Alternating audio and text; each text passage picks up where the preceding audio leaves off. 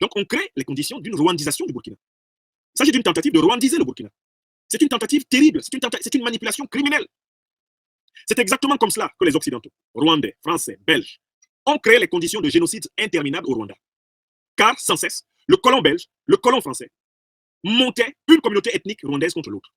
Quand c'est les Tutsis qui étaient au pouvoir, on montait, quand le pouvoir Tutsi devenait très puissant et un peu trop patriotique, on montait l'opposition Hutu contre le pouvoir Tutsi. Quand c'est les Hutus qui étaient au pouvoir, on montait l'opposition Tutsi contre le pouvoir Hutu. Et à un moment donné, on les a jetés les uns contre les autres et on a obtenu 1 million de morts.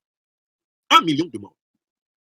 Dans un massacre effroyable, un génocide effroyable, en 1994. C'est cette machine-là qu'on veut installer au Mali. C'est cette machine qu'on veut installer au Burkina Faso. Et c'est cette machine que les colons français, anglais, allemands, portugais, espagnols ont systématiquement essayé d'installer partout où ils sont venus, en Afrique et dans le monde. Ça s'appelle le principe de diviser pour mieux régner. C'est avec cette machine que la plupart des pays africains qui sont tenus par des dictateurs sont paralysés. Parce qu'en fait, ces machines-là exacerbent le sentiment ethnique, utilisent les différences tribales pour en faire des blocages de la construction de l'identité nationale. Est-ce que vous me comprenez? Il faut que vous compreniez pourquoi ils font ça. En créant de la méfiance entre le Mossi et le Peul, on veut empêcher que le Burkina existe, qu'il existe une conscience nationale burkinabé, que les Burkinabés se regardent comme des citoyennes et citoyens du même pays, de la même nation. On veut que le Peul, la Peul, se sente une Burkinabé à part. On veut que le Mossi, la Mossi se sente un Burkinabé ou une Burkinabé à part. Et on veut que le Burkina soit apartheidisé et que le Burkina même n'existe plus. Qu'il existe un Burkina des Peuls, qu'il existe un Burkina des Mossi, qu'il existe un Burkina de chaque, des Gouroussi, qu'il existe un Burkina. Il faut qu'il y ait le Burkina de chacun. Je vous en conjure, c'est exactement comme ça que le colonialisme a prospéré partout. Mon pays natal, dont je vous parlerai tout à l'heure, le Cameroun, est bloqué grâce à ce schéma. Lorsque les Français, qui ne voulaient pas la véritable indépendance du Cameroun, ont fabriqué la pseudo-indépendance du Cameroun, en massacrant le mouvement indépendantiste camerounais de l'UPC, en assassinant tous les leaders du mouvement d'émancipation du Cameroun, Ruben Oumyobé, le 13 septembre 1958, Félix Mounier, le 3 novembre 1960, Ernest Wandier, le 15 janvier 1971, quand ils les ont massacrés et qu'ils ont tué plus d'1 million de personnes dans mon pays natal, et notamment dans les terroirs Bamileke et Bassa, ils ont mis en place un système politique dans lequel ils ont mis dans la tête des gens du Nord que le pouvoir leur revenait, qu'ils ne pouvaient le partager de manière privilégiée d'abord qu'avec les gens du centre-sud. Qu'il y avait deux ethnies qui avaient vocation, deux grands groupes ethniques qui avaient vocation à conserver le pouvoir d'État. Et les Français, colons du Cameroun, ont désigné certaines populations du Cameroun en disant à leurs alliés privilégiés, l'élite ethnique corrompue qu'ils avaient sélectionnée dans le Nord et sélectionnée dans le centre-sud, ne laissez jamais ces gens arriver au pouvoir.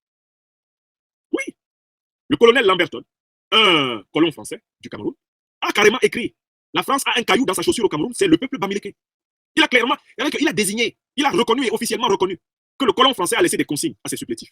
Quelle ethnie ne doit jamais avoir un président de la République? Un anglophone camerounais ne doit jamais être président de la République. L'ethnie de Oumyobel, les Bassala, qui se sont rebellés contre nous, jamais un d'entre eux ne doit entrer ici. On a mis ça dans le crâne des Camerounais. Et des Camerounais l'ont cru. Si vous menez une enquête dans tous nos pays sur les croyances à propos des défauts congénitaux des ethnies, des incapacités des ethnies, les croyances à propos de la nécessité que ce soit systématiquement tel type d'ethnie, tel type de représentant d'ethnie qui soit au pouvoir. Si vous vous promenez dans toute l'Afrique, vous allez trouver ça partout. Vous allez au Burkina, vous discutez avec, je sais pas, des Mossi, vous discutez avec des Peuls, vous allez entendre. Vous allez au Cameroun, vous discutez avec des Bamileke, des Bassa, des Beti, vous discutez avec des Peuls, parce qu'on a des Peuls au Cameroun. Vous discutez avec les Hausa, vous allez entendre. Vous allez au Gabon, vous discutez avec les Mienais, vous discutez avec les ceci, vous allez entendre. Vous allez au Congo, Brazza, vous discutez avec les Lari, vous discutez avec les Bakongo, vous allez entendre. Quel que soit le pays africain où vous mettez les pieds aujourd'hui, allez au Tchad. Une bonne partie de la tragédie du Tchad vient de ce qu'on a mis dans le crâne des Tchadiens. Et ce sont les colons qui ont créé cette géopolitique ethnique. C'est-à-dire qu'ils ont opposé psychologiquement les citoyens les uns aux autres en créant une fiction et des mythes négatifs autour des appartenances ethniques. Ils ont criminalisé l'ethnie. Ce qui fait que les Africains aujourd'hui, notamment dans toutes les anciennes possessions coloniales françaises, ont un mal fou à concevoir l'idée de nation, à imaginer que la nation soit quelque chose de plus important que l'ethnie. Et c'est une maladie qui frappe même des Africains qui appartiennent aux oppositions africaines. Il faut que vous compreniez à quel point on a été atteint par la manipulation de l'ethnicité. Fait majeur du colonialisme. On a tellement été atteint que même les oppositions politiques sont paralysées par ce problème. Partout à travers l'Afrique, quand je discute avec les gens et que j'essaie de comprendre les raisons du blocage de la situation politique, on finit toujours par revenir à la question ethnique. Vous avez des gens qui ont un leader d'opposition susceptible vraiment d'incarner une convergence et l'intérêt général, le bien commun, et qui est le mieux placé pour incarner l'alternance. Qu'est-ce qui les empêche de soutenir ce leader? L'ethnie. Et qu'est-ce qui représente cette chose qu'on appelle l'ethnie? C'est ce qu'on leur a dit, ce qu'on leur a mis dans le crâne, à la maison, dans leur village, à la télé, dans les cancans, et ce que le colon a mis dans la tête de ses héritiers. Ce que le colon a appris à ses héritiers à enseigner au peuple. En sous-main, ces gens-là, jamais eux. Jamais eux. Il vaut mieux qu'on reste dans la dictature, qu'on reste dans la pauvreté. Si c'est quelqu'un de cette ethnie-là qui va arriver au pouvoir, moi je préfère moi-même qu'on retourne à la colonisation. Les Africains parlent comme ça. Les Africains parlent comme ça. On va en Côte d'Ivoire. Quoi? Vous allez laisser qui arriver au pouvoir? Un abbé? Ah non. Comment ça? Abbé? Ah non, non, non, jamais, jamais. Non, Agni, on est mort. Si Agni devient président, on est... Quoi? Changer de pays, aller partout en Afrique, où trouver les Africains captifs. Vous avez enchaîné par l'ethnicisme. Et cet ethnicisme a été la variable à partir de laquelle les colons ont maîtrisé. Parce que, imaginez-vous, les colons n'ont jamais pu être plus nombreux que la population colonisée. Il y avait un rapport de 5% de la population coloniale composée de colons, et puis 85% ou même 95% composés de colonisés. Comment dominer les colonisés si on ne réussit pas à leur faire croire qu'ils sont tellement différents que leurs intérêts sont opposés? Je recommence. Comment dominer les colonisés alors qu'on n'est que 5% de la population de la colonie? Pour les colonisateurs, c'était extrêmement important de créer des clivages mentaux, de fabriquer des clichés et d'enfermer mentalement les colonisés dans des clichés à propos de leurs différences entre eux. C'est ça qu'on appelle le diviser pour mieux régner. Et j'insiste là-dessus pour qu'on le comprenne, c'est un problème africain. C'est un problème qui est en nous. Vous qui me regardez, nous sommes là pratiquement 5 000 à 6 000 personnes. Vous êtes passés par des représentations de cette nature. Vous en souffrez encore. Nous en souffrons encore. L'incapacité de regarder nos concitoyens comme des personnes. La précipitation dans la projection des préjugés ethniques, dans le regard que l'Africain pose sur l'Africain. C'est une trace énorme du colonialisme. C'est le travail de sape le plus profond, le plus dangereux du colonialisme. L'initiation et la prédisposition à la haine de l'Africain par l'Africain. La haine de soi. Oui. Alors donc, nous sommes Africains et nous voulons tous qu'enfin une Afrique libre, digne et prospère voit le jour. Mais bizarrement, on a l'impression que nous avons honte de nos prénoms africains. Comment voulons-nous créer une Afrique libre, digne et prospère pour nous et pour nos enfants, tout en ayant honte de notre identité africaine, de notre culture, de notre véritable histoire et de nos prénoms africains? Je traite de ce problème dans mon livre Prénoms de l'Afrique qui sort dans quelques mois aux éditions Argent Livre et je vous offre également à cette occasion une liste de plus de 180 prénoms africains que vous pouvez recevoir gratuitement par email en suivant le lien en description de cette vidéo. Ensemble, nous avons un continent à bâtir. Donc le gouvernement dit que la diversité ne doit pas être un obstacle à l'existence de la nation. Au contraire, la diversité du Burkina fait sa beauté. Quand vous marchez au Burkina, vous voyez une femme Gouroumsi, elle est magnifique. Vous voyez une femme Peul, elle est magnifique. Vous voyez une femme Mossi, elle est magnifique. Et c'est ça qui fait la beauté du Burkina. Vous voyez une femme Bissa, elle est magnifique. C'est ça qui fait la beauté du Burkina. Quand vous allez au Burkina, vous écoutez de la musique Peul, c'est magnifique. Vous écoutez de la musique Gouroumsi, c'est magnifique. Vous écoutez de la musique Mossi, c'est magnifique. Vous écoutez de la musique Bissa, c'est magnifique. Et c'est ça qui fait la beauté du Burkina. Et c'est ça qu'on doit enseigner aux petits Burkinabés. Aux petits Burkinabés.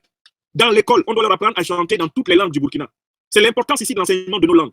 Nos enfants en Afrique doivent apprendre à parler le plus grand nombre de langues du pays, chanter dans la plupart des langues de leur pays. Que l'enfant ait grandi en pays Mossi, ou plutôt en pays Peul, en sous-pays Peul, etc. On lui fait apprendre les langues des autres. À travers le chant, à travers le conte, à travers la conversation, à travers les proverbes. Il faut absolument un brassage linguistique des langues nationales dans nos terroirs. Parce que c'est ça qui fait notre beauté. C'est ça qui fait le côté magnifique de l'Afrique. Au Burkina, nous devrions être contents d'avoir des Peul, des Mossi, des Gouroumsi, des Bissa. On doit être content d'avoir tout ce monde-là. On a même des gens du pays beau, des bois. On doit être content de tout ça. Or, les colons nous ont habitués à être tristes parce qu'il existe des différences ethniques. Les colons nous ont habitués à criminaliser les différences ethniques, alors que les différences ethniques sont notre richesse. Regardez ce vêtement que je porte. Ceci, ça a été fait par les artisans du Mali. D'autres artisans, d'autres parties du monde ont fait cela. Est-ce que ce n'est pas beau? La diversité, c'est la vie. La diversité, c'est la condition même de la beauté. La diversité, c'est cela qui crée la communion et qui crée de la nouveauté et de la joie de vivre. On a transformé la diversité africaine en obstacle pour la nation, en obstacle pour la citoyenneté, en obstacle pour la République, en obstacle pour la vie. Alors que la diversité est bien plutôt la preuve que la vie est là. Je me souviens de mon enfance camerounaise, avec nos mères, les grandes femmes Peul Bororo, qui traversaient tout le pays pour tresser de village en village, de maison en maison, avec leurs calebasses, avec leurs tresses magnifiques. Pourquoi mon pays devrait-il se priver de ces femmes Bororo, Peul Bororo? Pourquoi vous voulez que je les déteste alors que j'ai la chance d'être né dans un pays où toute l'Afrique est représentée? Africaine, Africain, regarde la beauté de ton pays, regarde la beauté de la diversité des paysages, regarde la beauté de la diversité des ethnies. Et tu dis simplement, par exemple, la diversité des instruments musicaux qu'il y a dans ton pays, la diversité des manières de faire des sons, des manières de chanter et de raconter. Et tu verras que ton pays, c'est une chance extraordinaire qui t'a été accordée par le Tout-Puissant et par tes ancêtres angélisés. Or, le colonialisme, le néocolonialisme, et puis les radios néocolonialistes comme RFI, des médias néocolonialistes comme Jeune Afrique, veulent nous faire être tristes, d'être Peul, d'être Mossi, d'être... Regardez, il y a même une ethnie au Burkina qui est une ethnie mixte, qu'on appelle les Peul Mossi. Sankara, le président Sankara, appartenait à l'ethnie des Peul Mossi. C'est en étudiant l'histoire de ce pays que j'ai découvert ça. Il y a une ethnie des Peul Mossi. Et vous voulez que les Peul et les Mossi se détestent, alors même qu'il y a des ethnies qui sont des ethnies de Mossi, Peul, de Peul Mossi. Astaghfirullah. Le colonialisme, c'est la sorcellerie. Wallahi billahi talahi. Pourquoi veux-tu que moi, Bissa, je dois détester mon frère Mossi? Moi, Mossi, je dois détester mon frère Peul. Moi, Peul, je dois détester. Pourquoi je dois le détester? Alors que la vie est belle, précisément à cause de notre diversité. Nous devons changer le logiciel. Nous devons inverser notre regard sur la différence. Et c'est un travail qui doit commencer en chacune et en chacun d'entre nous. Ne commencez pas par pointer les autres. Oui, toi, tu es tribaliste. Non, demande-toi toi-même si tu t'es débarrassé du réflexe de détester quelqu'un qui n'a pas les mêmes références culturelles, les mêmes références ethniques que toi. Si tu n'es pas débarrassé de cela, sache que tu es un obstacle à l'émancipation de l'Afrique. Tu dois commencer cela en toi-même. Si tu veux le dénoncer autour de toi, commence-le en toi-même. Et voilà pourquoi je dis souvent aux gens... Bienvenue sur Afrique Libre et Prospère, la chaîne d'afro-développement personnel et financier qui contribue à la libération mentale et à la liberté financière du peuple africain, car nous avons un continent à bâtir. N'hésitez pas à me dire ce que vous pensez de cette vidéo en commentaire, à la liker, à la partager et surtout à vous abonner à cette chaîne si ce n'est pas encore fait pour une Afrique libre, digne et prospère.